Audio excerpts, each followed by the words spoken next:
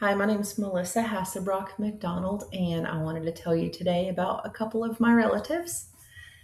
So, before Centralia had Hassie's Drive In and the grocery store and the tragedies that shaped an entire generation, there was a young couple in rural Williamson County, Illinois, Christian Fred Henry Hassebrock and Louise Boester, building a family that would endure more heartbreak and more resilience than most of us can imagine.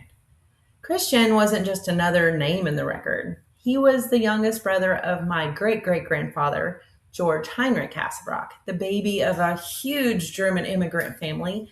And he was born on September 6th, 1876. He was the 10th child of Hermann Heinrich Hassebrock and Sophia Harmeyer.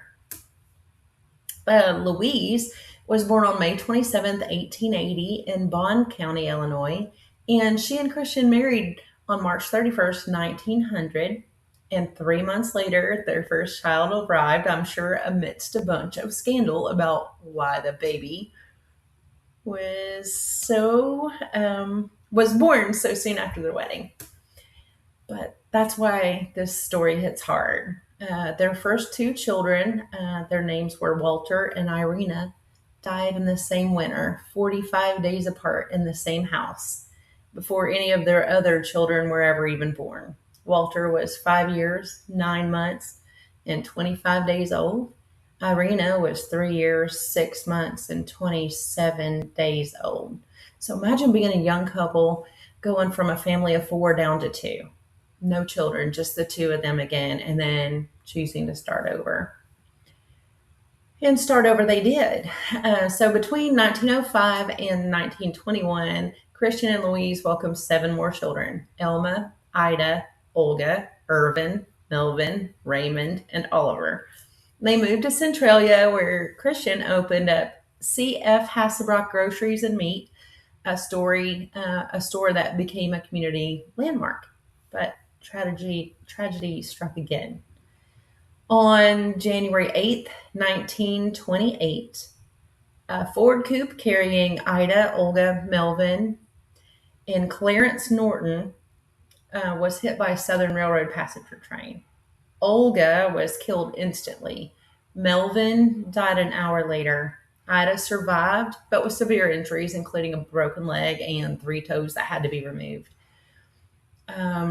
Clarence survived too, and later that same year, he and Ida married.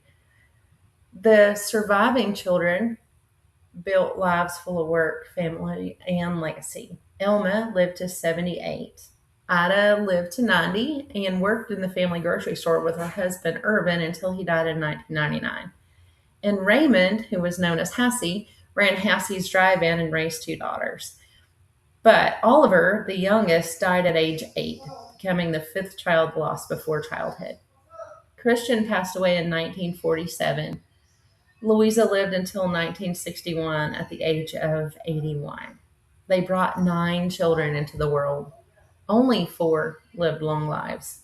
Yet what they built, the family, the store, the resilience, still echoes through every descendant who carries their name, their stories, and their strength. And for me, this story is personal. Christian wasn't just a figure in history. He was my great great grandfather's little brother, or my great great granduncle. So this is my family story, a story of heartbreak, rebuilding, tragedy, survival, and legacy, and a story that deserves to be remembered. Thank you.